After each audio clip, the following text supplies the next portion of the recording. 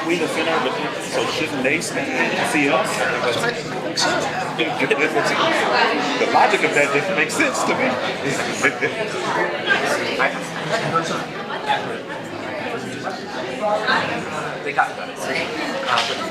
Of course, my clients think I'm working right now. Archer Cute. Sorry. and Chris Cox, if they are available.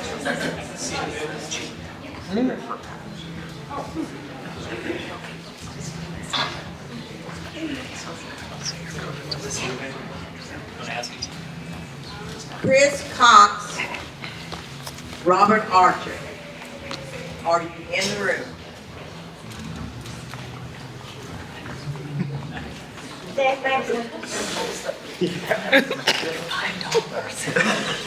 need to distract the team or call them in, that's what I do.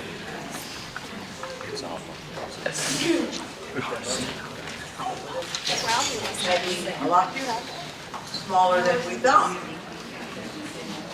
We anticipated that all of the candidates, with the exception of the candidate who had no opponent, all the other candidates were invited, and we expected that they would be here, but we seem to be missing two.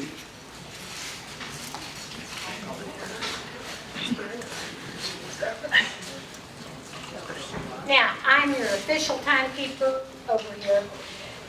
These numbers were prepared with the assistance of my 10-year-old grandson. He's interested in all things political. Can you see the numbers? Yes. Okay. I'm really tough. When you get to the end of your time, you may finish your sentence. Don't make it a run-on sentence. Or she will run on you. Or I'll come get you. I have a hook.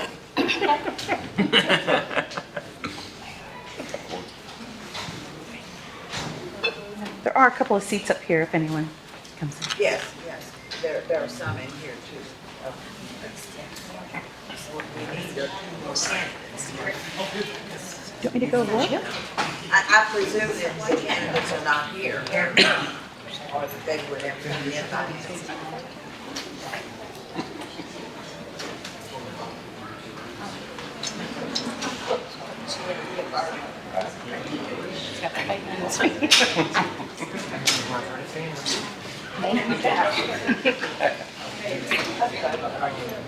Perhaps they don't know which district they're running for. I don't think the speaker's on.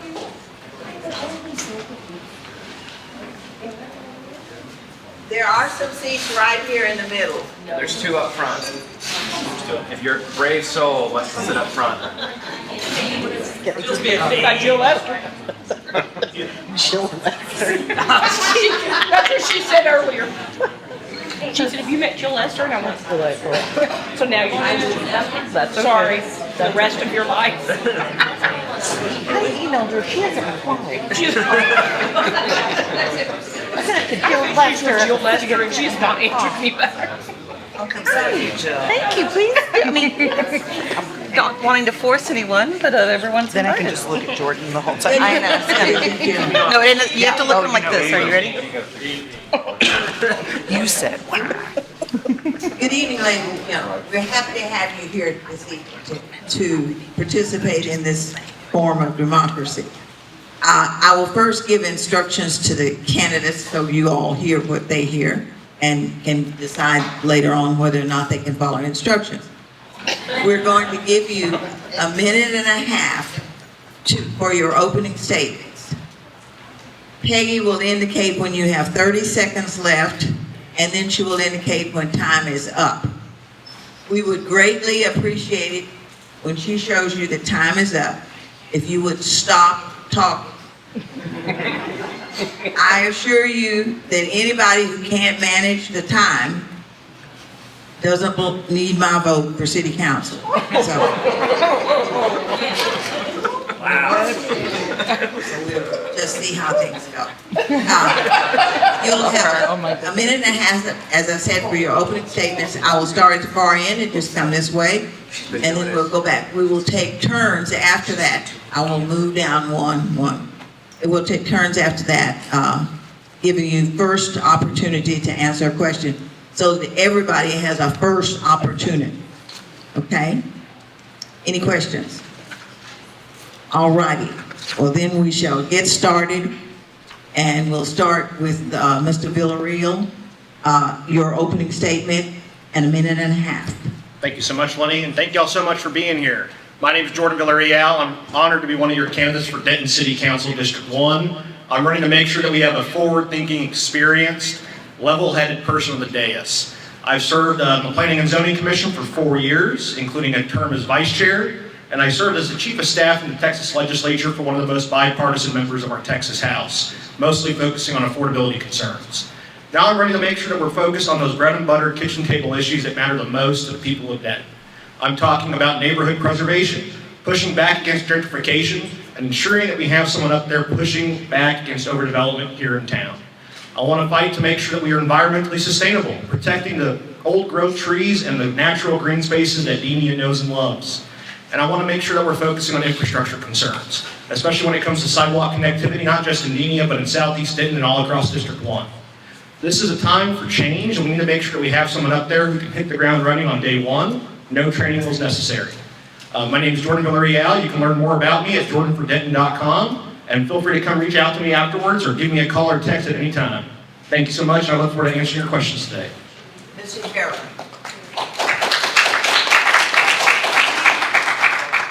Please don't do that. It just wastes time, and it'll be precious before we get through. My name is Michael Herron, and I am also running for Denton City Council District 1. I've lived in Denton for all my life. I've been here since I was 2. I am a lifelong Dentonite, and that's what I bring to the table. One of the things I bring to the table. I graduated from Denton High School, which is the town that I'm in. I'm a veteran. I'm a small business owner. I have over 35 years corporate training experience, much of which is in leadership development, that I've been leading leaders. I have my own church that I've been pastoring. I have been pastoring for over 20 years, so I care about people. I'm running to represent my district, District 1. It is one of the most underrepresented districts in the city. And so I'm here for them. They have some of the most narrow streets. They have trains that go behind houses. There's a part of District 1 that's also behind a landfill that a lot of people don't think about. A lot of people think about District 1 and they think about downtown and the businesses. I'm here to bring a voice to those that are in an area that are sometimes not heard. It's probably one of the most diverse districts in the town, and it's kind of like an at-large race, if you will, because of that. But that's my family. That's where I grew up. That's where I am. That's where I belong. My name is Michael Herron, and I'm just an average guy, everyday person running for City Council. You can reach me at michaelherronfordenton.com. Thank you. Mr. Stevens. Hi everyone, my name is Nick Stevens. I'm running for Denton City Council District 2. I've lived in Denton for 21 years. I graduated from Geyer High School. I went to the University of North Texas, and then I went on to seminary. God had different plans for me. I became a small business owner in the community. I'm the chair of the Health and Building Standards Commission for the City of Denton. I'm the co-founder of the JBD College Neighborhood Association and the co-founder of the West Denton Neighborhood Council. I bring all of that up to you not to brag about a resume, but to tell you that I have years of experience of bringing together all types of people for the common good of our community. Over the course of this campaign, you're going to hear candidates say that Denton's at a crossroads. And they're right, but to be more blunt, we're in trouble. 60% of the residents are living paycheck to paycheck. We've seen that homelessness has doubled.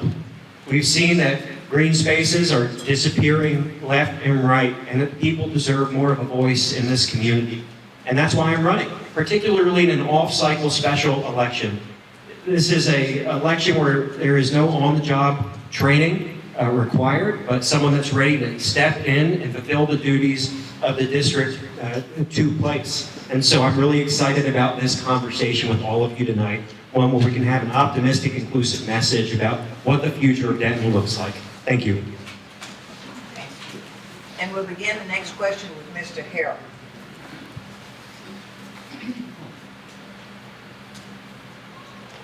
When you prepare to vote on agenda items, what will guide your decision making? Obviously, Is there more because of that going off? That's the whole question? Yes, that's Okay, when I'm prepared to vote on agenda items, what will decide my decision making? I want to take into account all the pros and cons of the item that we are voting on. Let's make sure that we have the things that will work well, the things that may not go so well, and we may have to level it out. I don't think it's something that you just come to the table and say, my mind is already made up. I don't want to ever be one that just goes in with my mind already made up, because then that means I brought my personal agenda to the table and I'm not willing to listen to anyone else. So I want to take into consideration the thoughts, the things that are going on, what's going to work, what's going to be well, what's going to be something that's going to just make the agenda item work for the citizens that I represent. So that's one of the things that I want to bring to the table. It would be a collaborative effort of finding out what's going on and what's happening, and then make the decision from there. Thank you. Mr. Stevens. Let me start off by telling you what won't guide my decisions. Money won't. Developers aren't going to tell me what to do. Special interests aren't going to tell me what to do. So that's the first thing that's not going to drive my decisions. National politics are not going to drive my decisions. We've seen the influx of partisanship in our city. That's not going to be something that's going to impact my decision at all. So those are the things that aren't going to impact my decision. What will impact my decision is really simple. What do the people want? What do the people want? Maybe I have too much time on my hands, but I love on Tuesdays going to city council meetings. And I love watching individuals get up there and speak at the open mic to talk about their issues. Their house is flooded. Their neighborhood's been abandoned, or at least they feel that way by the community. They're aggravated about green spaces and leapfrog development. And it seems like no one's listening. And so, as a District 2 representative, my first instinct is to represent the people of District 2. Outside of that, it's the people of Denton. And so that's what you can count on me is, I said this last year when I ran, and I'm going to say it again. This is not my seat if I win. It's your seat. And that's how I plan to lead in this position. Thank you. Thank you so much for that question. So our job as council members is not to be experts in every field. It's to listen, reach out to our constituents, and be a sounding board for them.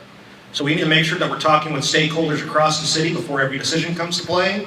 And we need to remember that the vast majority of what we're dealing with is land use issues. So ensuring that we're talking with neighborhood associations and local leaders in the community, ensuring that any development that's coming into town matches the existing character of our neighborhoods, and pushing back if it doesn't. Making sure those developers come and talk with that neighborhood association and let them know why they're trying to build right there. So it's about reaching out to the community, ensuring they're involved in those decision-making processes, and having a consistent voice on council that listens to those folks. Thank you. We'll begin this time with Mr.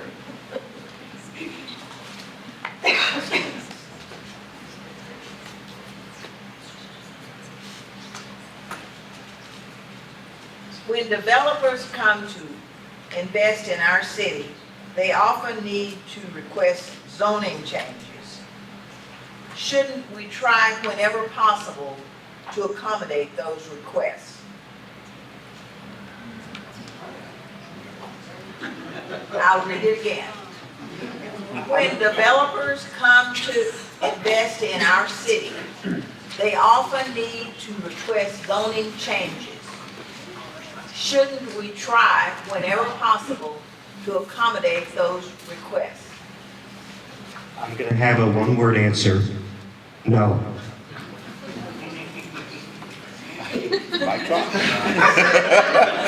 No as well, I'll expand a little further. Any zoning change needs to have the conversation with the neighborhoods first. But our job is not to be doing everything the developers ask us to. That's not the job of council.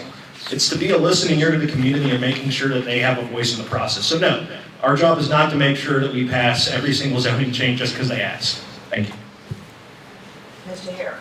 Yeah, that's going to be a hard no for me too, because we have to consider some things. Because if we start running that way, then it's just going to be whoever comes in with the most money that we're going to make a decision on and change the zoning. And we'll be changing zoning all the time. And we'll never, then what about our neighborhoods? What about it? We're keeping our neighborhoods that are intact, keeping the ones that need to be intact because of the affordability of it. You begin to lose out when you continue to make decisions for the developers who are coming in to make the next decision. Then someone who has a home, been having a home for generations, now they can't afford where they are because we have a developer that says, hey, let's change the zoning and move it up. So it would be a no for me too.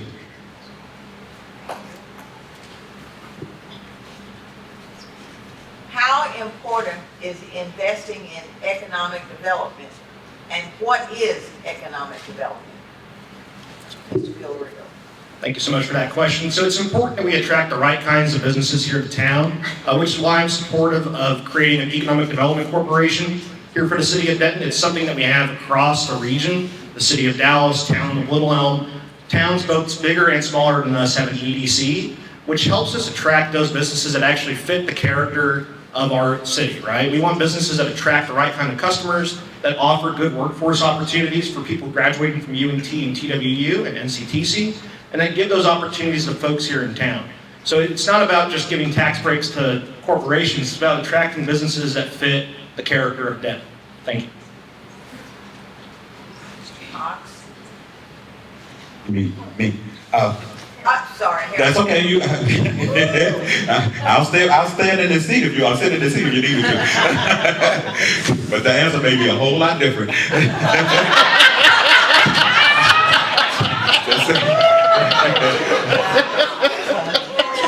So, as far as it relates to economic development, I want to say that I am a believer in economic development to the position of attracting the right company to come in here that will also bring jobs for our local citizens. Not just our colleges. We have 3 major colleges here, TWU, UNT, and NCTC, but also for those that are here. There are many people who are here who could use jobs. There are many people like myself who are out of work, got laid off last year, and so can use jobs that would be attractive where I don't have to go so far out. So something that would allow a company that would be attractive here that would also blend well with our citizens, that won't just come in and take all our resources and that's it. But they'll work with our citizens. They'll provide the tax breaks that are needed, help with the tax breaks that are needed. So attracting the right company to come in is what I would fall on in economic development.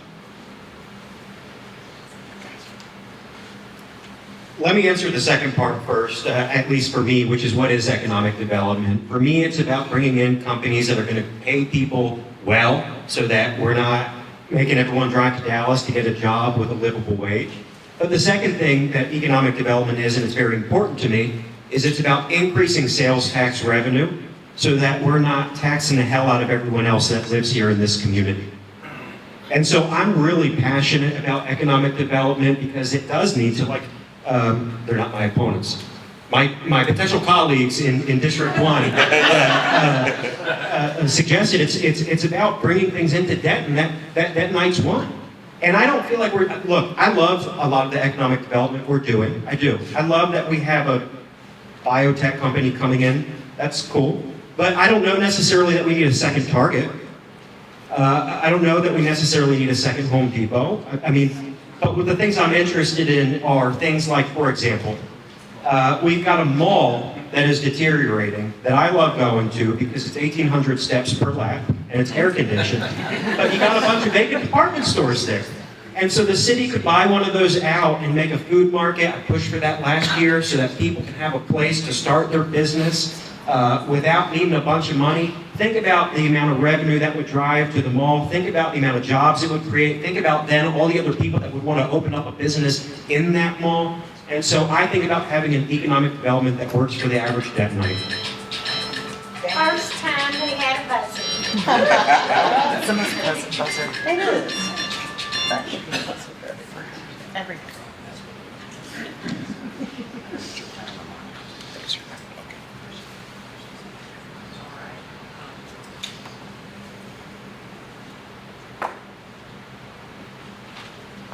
This is long, so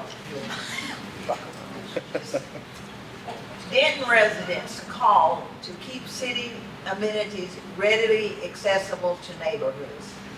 City staff, under the previous Parks Director, continually pushed for big sites that are large and regional in nature. Staff's rationale is saving in maintenance and operation, but often that's not what residents want. Staff's plan to move the South Branch Library and the Senior Center to a huge planned park on Ryan Road is one example. Both moves were staff-driven, not citizen-driven. Townspeople objected loudly to moving the Senior Center out of the city center, and the move finally has been put on hold. However, residents have objected strongly to moving the South Library on Teasley away from its current location, but city staff is ignoring them. As of now, South Branch is in good shape and will have room to expand on site once the station moves to Ryan Road. It also is within easy walking distance of Sam Houston Elementary School.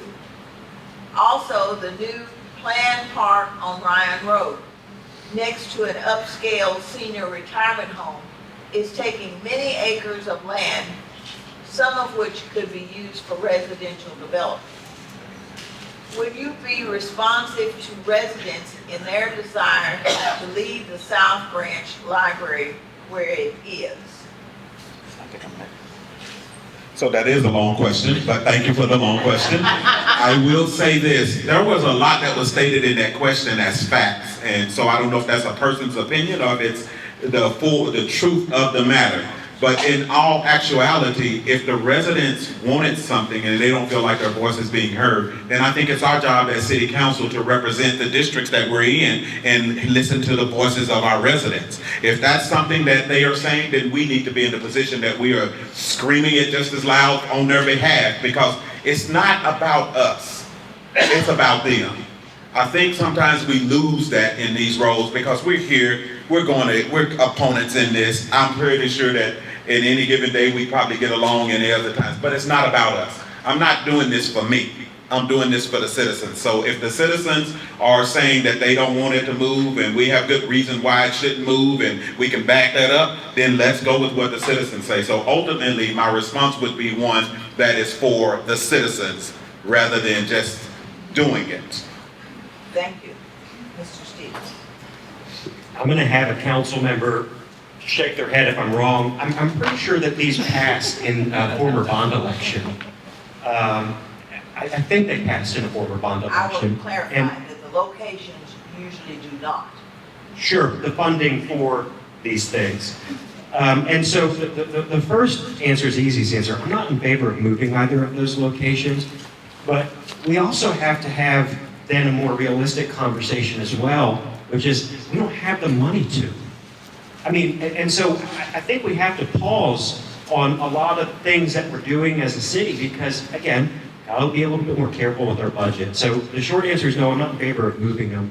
But also, with a lot of these projects that we're looking at for the city, maybe we could be a little bit more prudent on what we're spending our money on. So yeah. Thank you so much. Like we've all been saying, it's about a combination of fiscal responsibility, making sure we're spending your tax dollars well as ensuring that y'all have a voice in this process, right? And if the community's saying they don't want the library or the park moved, or the rec center moved, then we should not be moving those locations. We should be listening to our constituents. We should be reacting to what their will is and ensuring that they have a voice in that process. And like Nick Stevens was saying, we need to make sure that we're being fiscally responsible with your tax dollars, your money, when we're moving these locations and we're building out these new centers. Thank you.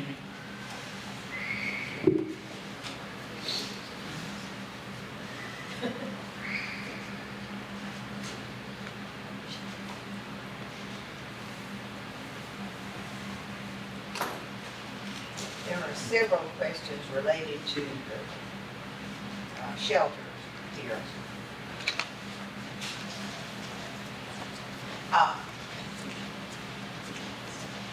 And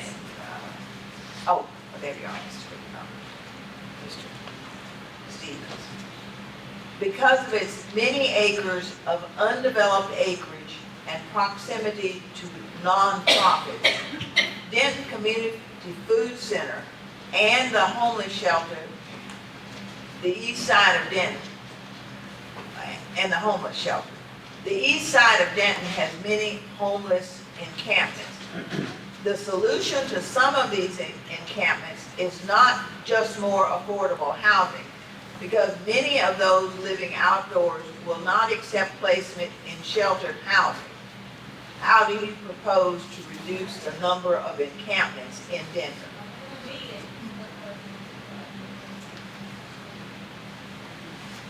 The first thing I'll say is this, is that, again, I said I went to seminary. It's not a shtick, it's just who I am. The gospel teaches me, at least my most important message, it was Jesus teaching his disciples. He said, I was tired and you gave me a place to sleep. I was hungry, you fed me. I was thirsty, you gave me water. Whatever you did for the least of those among you, you've done it for me. It's about treating everyone with the Spirit of God in them.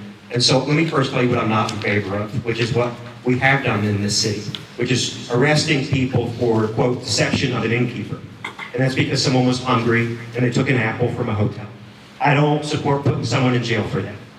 What I do support is a homelessness task force.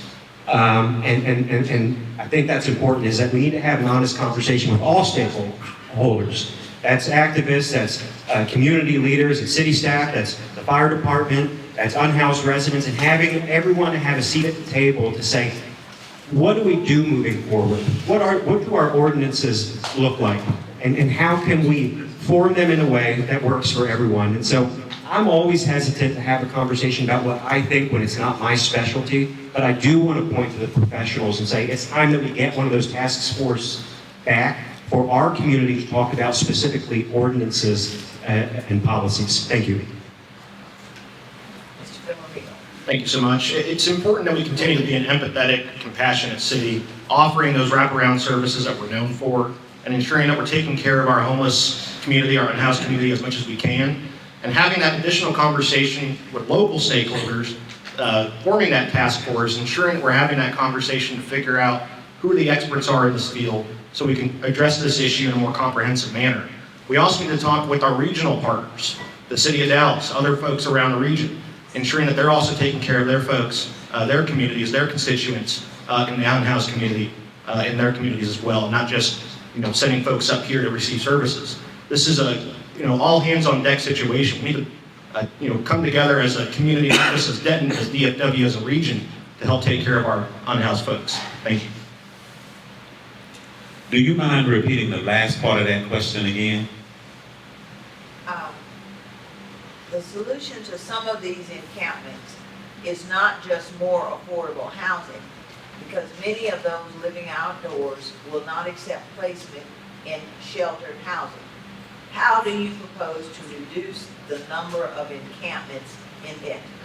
Okay, I thought that's what it was. Thank you so much for repeating the question for me. I'm in agreement that we are a city that cares about people, and we still need to work on being compassionate to the people that are in our city, and that includes the homeless. Being a pastor, I have to be concerned with everybody that comes through. I just can't make a judgment call based on that. But I also realize that we can't do it all by ourselves. And so that's not a one fast decision that just you make across the board. So I would lean toward working with other resources, other nonprofits that are in place, that we could work a plan of action that would be in place that would help those who could use the housing, and those who could use other services maybe that could prepare them for the workforce eventually, that could prepare them for better things. So it would take a group effort. Don't have all the answers as one person. It would take us all working together and getting a group of people that can say, okay, let's put a task force together, let's work, let's talk about this, let's focus on it, and then let's make the best decision going forward. Thank you. Mr. Cox, thank you for joining us. I don't know what you're talking about. I was here the entire time. Sorry. You have 1 minute to answer the question. Can you repeat the question? Because of its many acres of undeveloped acreage and proximity to nonprofits, Denton Community Food Center, and the homeless shelter. The east side of Denton has many homeless encampments. The solution to some of these encampments is not just more affordable housing, because many of those living outdoors will not accept placement in shelter housing. How do you propose to reduce the number of encampments in Denton? Thank you. So I think when it comes to why some of these people don't want to go into some of these housing initiatives is something we got to ask them. Why? Talking to some people that have been with some nonprofits, who shall not be named, there have been reports of abuse that have been happening in these nonprofits, and we need to also investigate these nonprofits in case there is abuse happening in there. And if there is, we need to find some way of addressing that. Maybe having another nonprofit take over, maybe have the city take over for a little bit. But we need to, yes, we need to do affordable housing, but we also need to investigate these nonprofits that do the transitional housing as well. Thank you. Next question will begin with Mr. Villarreal. Using federal COVID dollars and with no long-range plan, the city of Denton funded a $14 million facility for those experiencing homelessness. The shelter opened in 2022, and federal ARP funds for the shelter ended last year. Yet our ongoing commitment of roughly $500,000 per year at the shelter continues. Should we continue funding the shelter? If so, at what level? What would be the source of such funding? So absolutely, we should continue funding the shelter, and it's, we need to have the conversation with the experts in this field, with the nonprofit leaders, talk to them about the issues here with the shelter, and try to approach new federal grants, apply for new federal grants for the shelter as well, right? So we can receive that additional funding, ensure that we're funding it at an appropriate level, and it's not just coming out of the city of Denton's tax dollars. So applying for those grants, talking with our nonprofits, getting the support we can from the entire community, all the stakeholders here, is how we would approach that issue. Thank you. And Mr. Harris. So it sounds like we need to find out why the money dried. Why did it leave? Why did we all of a sudden have it leaving? If it's costing us that much, I'm not opposed to that, because I think it's a great place. It provides a great resource. I think we should still be a part of it, being involved in that. But let's look at what else does it take. How do we get more money in? I think we need to take a look at our budget. I think we need to look at where we're spending some money and make some decisions that will continue to be assisting that the area, the homeless shelter, that will continue to assist in that without just kicking everybody out and just completely stopping funding. If we were to just stop funding, then what are we going to do then? And so we have to take a hard look at what's going on and make the decision based on that. Mr. Cox. Could you repeat the question, please? I'm sorry. Could you repeat the question, please? Using federal COVID dollars and with no long-range plan, the city of Denton funded a $14 million facility for those experiencing homelessness. The shelter opened in 2022, and federal ARP funds for the shelter ended last year. Yet our ongoing commitment of roughly $500,000 per year at the shelter continues. Should we continue funding the shelter? If so, at what level? What would be the source of such funding? When it comes to funding social services, I am completely in favor. When it comes to funding for our homeless community around here, I'm definitely in favor of keeping that going. I would say that if we are to get funded or reevaluate the budget or anything, we'll need to probably hike some taxes on the landlords specifically. And when I say the landlords, I mean pretty much the big landlords starting. I think that a lot of the housing affordability problems come from the issue that a lot of rents are jacked up for a lot of people. Wages are not keeping up with these things, and we need to really focus on addressing that. Keeping the homeless shelter going is a good social service that needs to keep going, and if we need to get that money from the landlords, let's go get that money. Oh, this guy's on. So, first off, I want to have a conversation this following year about how much it actually costs, right? And the reason I say that, first off, is because the city just cut a bunch of services at our daily bread. And so I want to have a more honest conversation about, okay, well, if last year cost $500,000, you're not surely spending the same amount of money this year. And so that's the first thing I want to understand. But also, again, we're not even at capacity at the shelter. So I really want us to have a more clear understanding of that.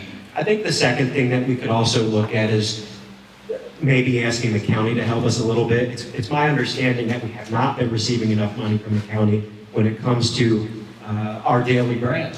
And that's a problem, right? Especially when it comes to other surrounding cities, because we are the shelter for the county.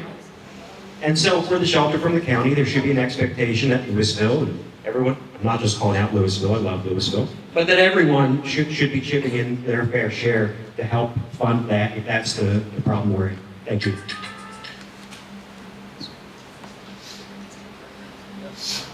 One more regarding the shelter. And we're starting with Michael, Mr. Garrett. Are the services we offer to homeless people attracting more of them to Denton? If so, what can we do about that? Are the services attracting more people? I'm sure in some parts and ways, yes. I would say yes, that it probably is, because as people talk, they're going to say, hey, in Denton, there's this, and they offer this, and it's that. So as people are looking for help, they are going to go where there's being help offered. So I think sometimes we look at that with a negative connotation, as if it's saying, hey, give us, like what was that in America? Bring us your tired, your poor. It's like we're thinking like they're saying, bring us your homeless, and we're not saying that. But if you're getting help from somewhere, it is probably attracting more people, but we have to have plans in place to, if they do come, what are we going to do? How are we going to handle it? What are some positions or roles that we can put them in? What are some things we can offer that will get them moving in the right direction to get back on their feet so that they can become productive citizens within our city or any other city for that matter? I would actually like to agree with Mr. Heron over here. I think that we do need to get programs for these people to get back on their feet. When it comes to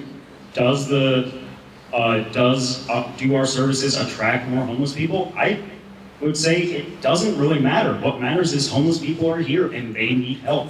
We can do partnerships with unions to get union apprenticeships. We can find ways to get people housed in good, productive jobs. We can make them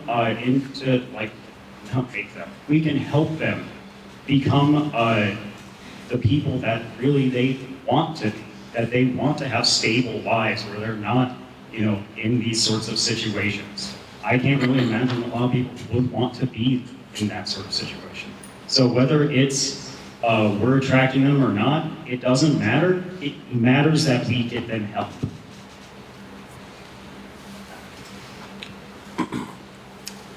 But this is one of those questions where we become so divided that I feel like sometimes we lose our senses. And it's because you'll have some people say that it's not a thing, that people are coming here that aren't from Denton. And then you'll have the other side that says it's the exact opposite. And the reality is that it is a mix of both. Whether or not it's our services specifically, I don't know. What I can tell you is that homelessness has doubled in the past 5 or 6 years, and that's a problem, and that we need to do a better job of handling that situation. And it doesn't matter if we're talking about homelessness or economic development or job insecurity, or whatever. I mean, we really haven't gotten back on track as fully as we should since COVID. Have y'all thought about that? I mean, it's like everything's gone away. We've had small businesses closed. There aren't as many music festivals as there once was. We're still as divided as we've ever been since 2020 as a community. And so we have a lot of work to do, and this is one of them that we need to continue working on.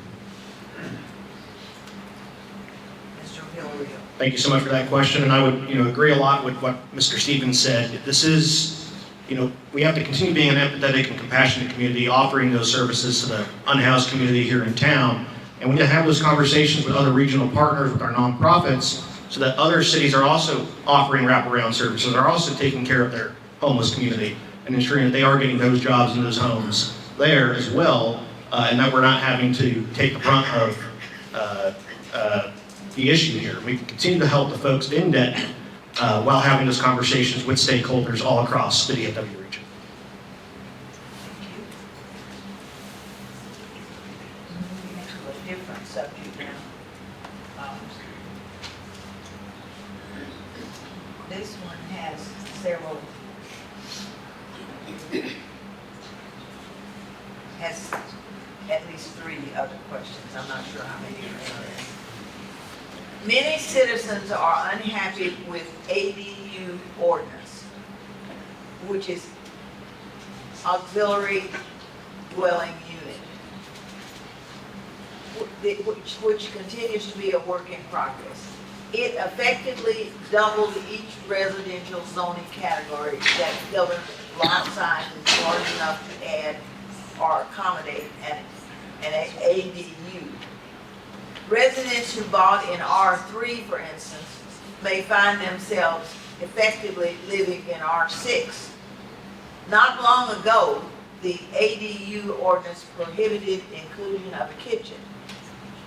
But what's a kitchen to 4 college students? A fridge, microwave, and a toaster oven, none of which require a permit.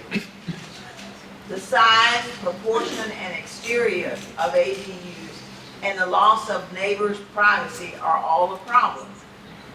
Also, foundation preparations for ADUs often damage neighbors' trees near fence lines.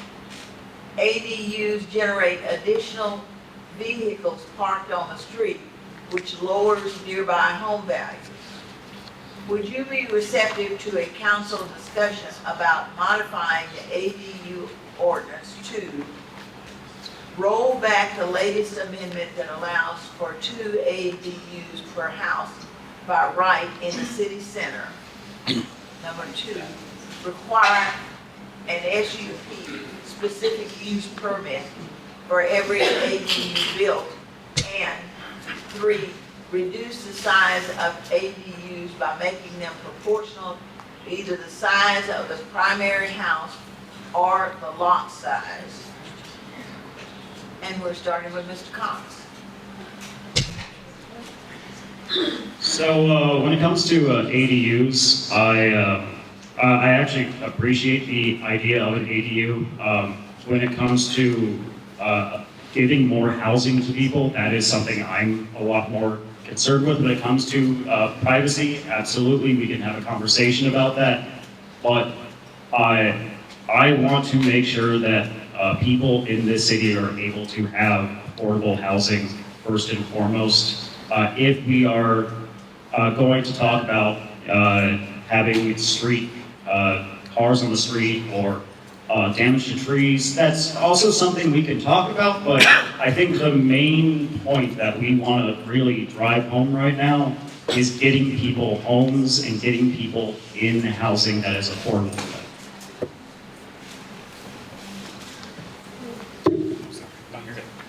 I want to share my perspective as a homeowner, right? When I moved into District 2 for the second time, I moved to the West End residential historic neighborhood. No offense to my friends in Nottingham, it's just my favorite part of District 2.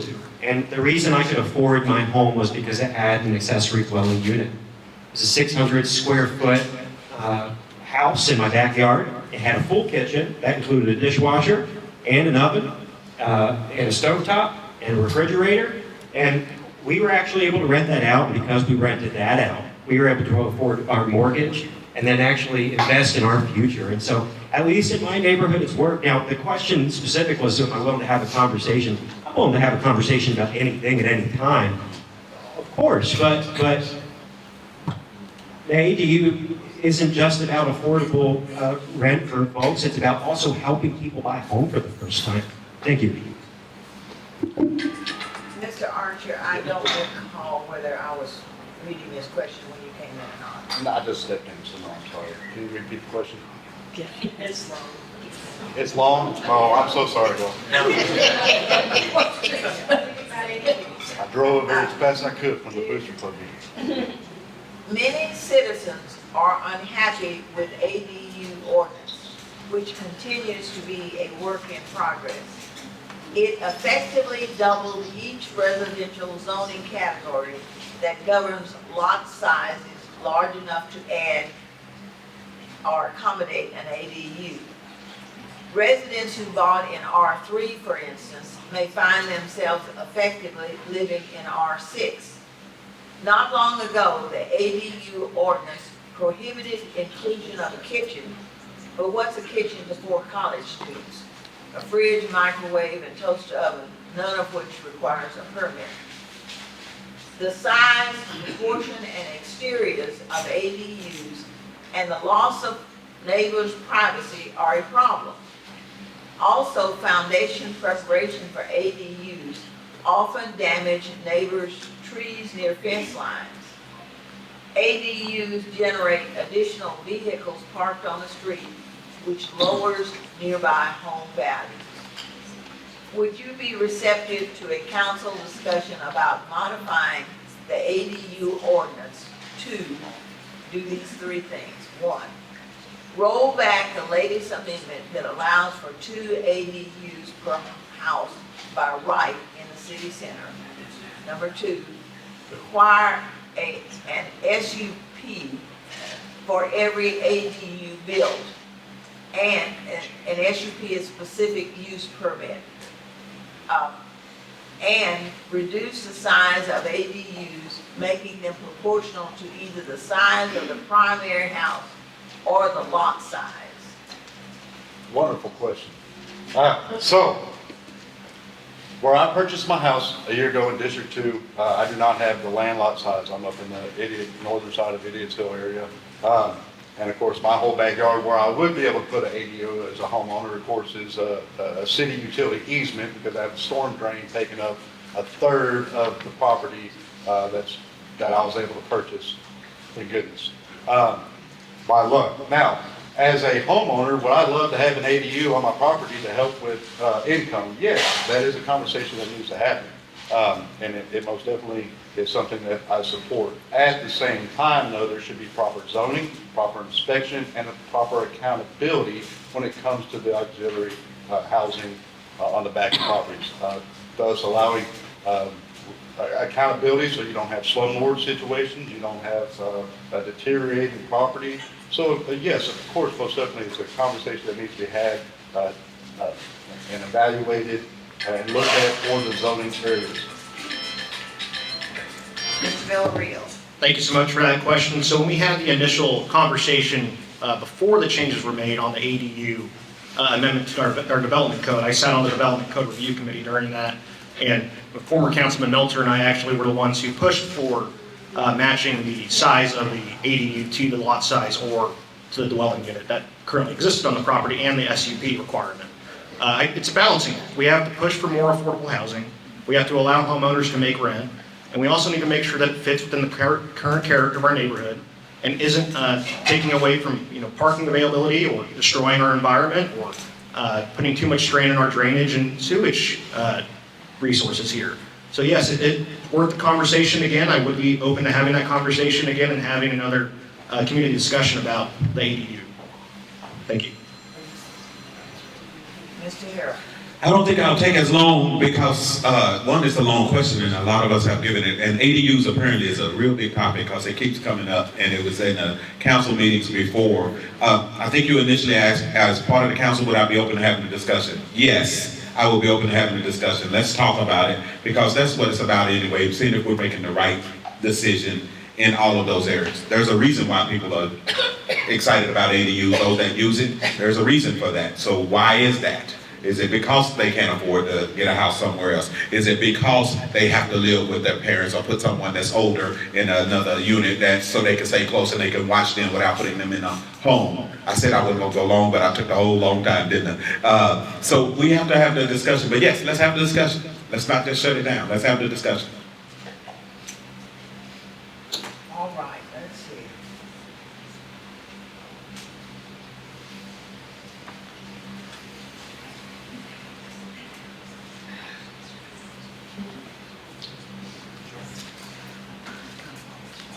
You all have to have enough water. I'm good, thank you. Thank you. Okay. I made it.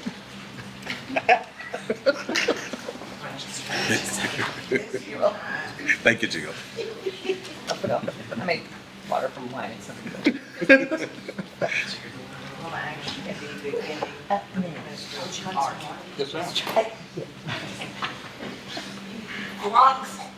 Flock Safety, a nearly $8 billion company, has a large artificial intelligence powered camera network with thousands of smart license plate readers monitoring roads in 49 states in the U.S., including some roads in Denton.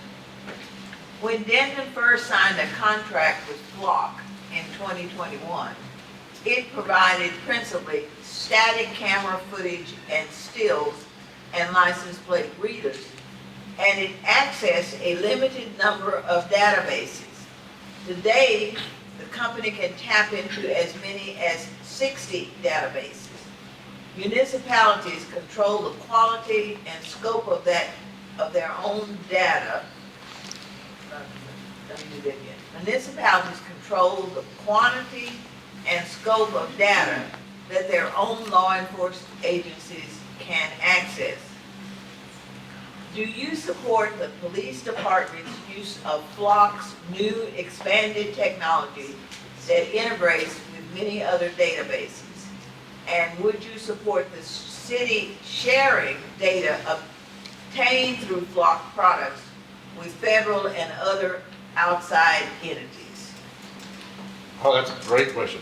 So years ago, I was one of the lucky ones that got a ticket from a camera that we decided we want to have here in Denton, which I thought was just insane that a camera, of course, it was good video. I did break the law, and so rightfully so, I paid the ticket. But again, if the city is going to have this technology in our community, then our city needs to have full access to what's being captured, right? Now, does it need to have a QA/QC process? 100%. There needs to be a QA/QC. There needs to be oversight. There needs to be, it shouldn't be closed. Our law enforcement should have access to it. Should it be open to the outside? Well, that is a big question, and it depends on what the topic for those camera uses would be for. I'm not just saying, oh, let's hand over every evidence in the world, right? That is where oversight and protection of our citizens and our community.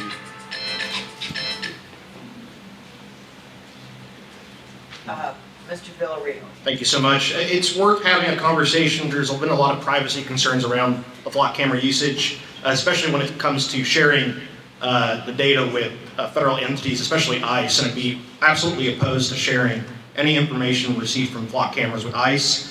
I want to make sure that we have this conversation again with our police department, with our city management, and see if this is actually working or not for the city. I don't think this is a contract we need to renew, and I think we'd have to have that conversation further. Mr. Heron. So as it relates to this, yeah, I'm with Jordan that I think it's a conversation that you definitely want to have a discussion about. You want to find out what's going on, because I wouldn't want it to be used to discriminate against certain people just because it's said, quote, and I'm putting up quotes, that they are prone to this happening, and then we use it only in specific areas. We have to look and see, is it being fair across the board, or what is it being used for? You're right, if we're breaking the law, and it could help. It could help with some things if we're looking for something, or looking for some action. If we have the cameras, it could help us in getting the right person and finding that person out. But it's a conversation. It's worth having a conversation about before just saying a hard, fast decision. Thank you. Cops and AI. Ooh. So I am not a fan of especially using AI for any sort of law enforcement of any type. I don't. The downsides of AI are way too big for me to even consider. Same with my whole position on the moratorium on the data centers. I do not support giving our data to federal agencies. I already had my run-in with one of those federal agencies a little while ago.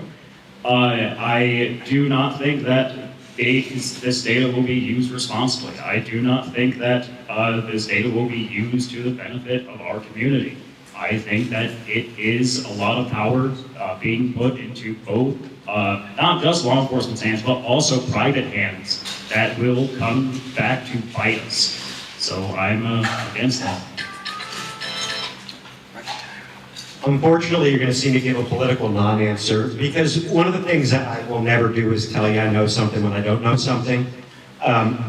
I'd like to fact check some of that question to see if all of that's completely true, because I can't just take something as gospel just because it's said.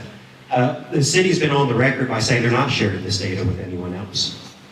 So, I mean, if we're not sharing the data with anyone else, and the city said that, we also need to understand that that's what the city's saying. Outside of that, sure, let's have a conversation, let's have a work session. Let's make sure it's an open work session. And I'll pivot with what my political speak by answering something different. By saying, while we're at it, let's get rid of closed session meetings anywhere we possibly can to have more transparency in this city so that we all, as community members, know exactly what's going on and move forward together with a clear understanding of how things work.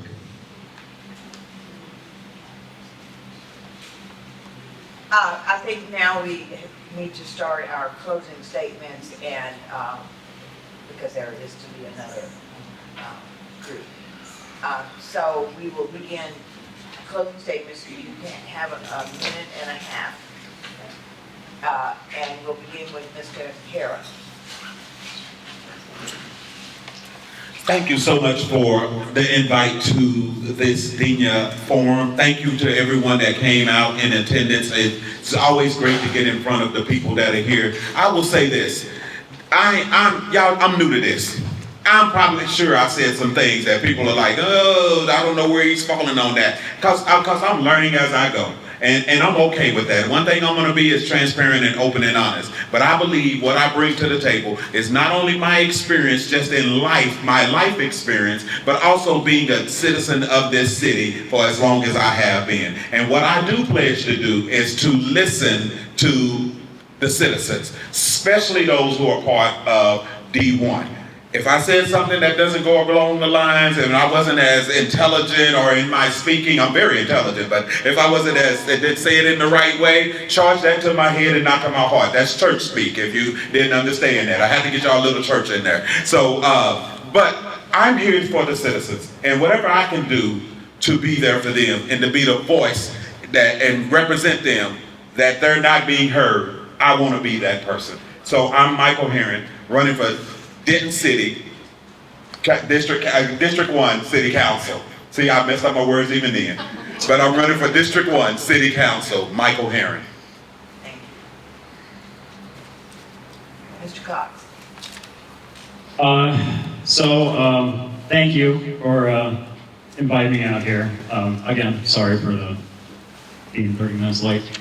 I also want to give a shout out to the staff of Denia. I've worked in this room before, back during after school and summer camp. I know how much labor it is to put in all these chairs and then put them back and to put all these tables up. God.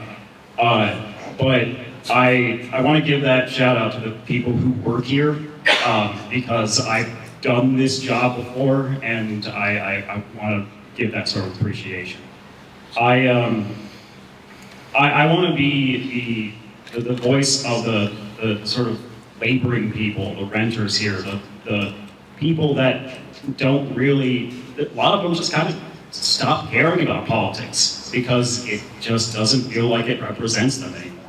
The people that should be in a union, the people that should be talking about tenant unions, people that should be brought into these spaces, not just necessarily politically by voting, but also through joining these groups that are inherently political. I want to be someone that encourages people to be self-activated, but also on their side on the city council. So, Chris Cox, D1, thank you.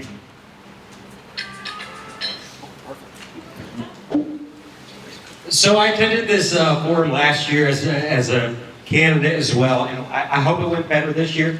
Last year, I went to Beth Marie's immediately after. I got the Carly's Country Coconut and a scoop, and then I went home and cried. I was like, these people don't like me. Lydia asks the hardest questions in the world. And she does. She always asks the hardest questions that you better know everything about. And so I'm so grateful for having another opportunity to do that with y'all today. I have such a blast talking about these things because they are so important. There's a historian by the name of John Meacham. I don't know if you've ever heard of him. He's a current historian. And he's talked about the past 10 years in American politics by saying that we're in this period of being in a battle for the soul of the nation. And I believe that here. We are in a battle for the soul of Denton. I hate that we're gaslit every year into saying that every election matters, but this is the most important election that Denton has had in a long time. What you do matters. It's going to impact the next 20 years. We need to get back on track. We need to start focusing on the basics. We need to stop arguing with each other. As I said at the beginning, I lead a neighborhood association, and our whole message is love where you live.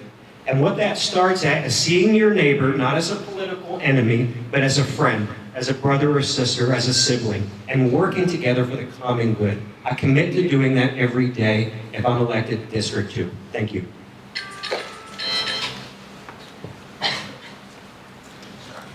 All right, well, first off, thank you all for hosting this and putting this event on. This is my first time here. Super apologize to everybody here for being super late. I got here as fast as I could. Again, prior obligation of being the president of the Denton High School Band Booster Club. I had a booster meeting tonight that I had to attend to be able to elect next year's board. So I got here as quick as I could. As far as a lot of the topics, covered here, it's about neighborhood, it's about community, right? I'm not a person that talks a lot. I'm not the greatest at, trying to persuade people, but what I am good at is bringing people together, right? Building communities. That is something I've done since I've been a young man, right? Is serve. That's all I know is serve. I've been a public servant my entire career. That's all I know is bringing community together and serving communities. So that's what I want to continue to do on a bigger platform for our community, bring our community, not just this district or that district, but our community as a whole that is hurting for years of neglect, years of not proper evaluating things. That is my goal. That is why I'm running for City Council District 2. Thank you. Thank you. Thank you so much, Lenny, for that question. And thank you so much for having us today. I really appreciate the Neighborhood Association for inviting us out to talk about the issues. Again, my name is Jordan Villarreal. I'm honored to be one of your candidates for Denton City Council District 1. We need to make sure that we are taking into account that this is a special election for a one-year term. We need someone who can hit the ground running on day one. I have the local experience serving on the Planning and Zoning Commission, the Development Code Review Committee, and the Capital Improvements Advisory Committee for 4 years, including a term as Vice Chair for the P&Z Commission. I've served as the Chief of Staff in the Texas Legislature, focused on middle-of-the-road bipartisan issues, and focused on those local concerns that matter most to people here in Denton. And I want to focus on those issues, those bread and butter, kitchen table issues that matter most to us. Let's get back to the basics. Let's focus on overdevelopment, pushing back against gentrification, especially in Southeast Denton. Let's focus on environmental sustainability concerns, protecting our old growth trees, protecting our wildlife corridors. And let's focus on infrastructure repair. Sidewalk connectivity is a big issue in District 1. Let's get to work on the issues that matter most. Let's get to work on the priorities of Denton. That's exactly why I've been endorsed by the Denton Firefighters Association, and that's exactly why I'm running to represent y'all for District 1, and I really appreciate y'all having us out here tonight. Again, it's Jordan Villarreal, running for Denton City Council District 1. You can learn more about me at jordanfordenton.com. Come chat with me afterwards, grab a drink. Thank you so much. Thank you all. Thank you.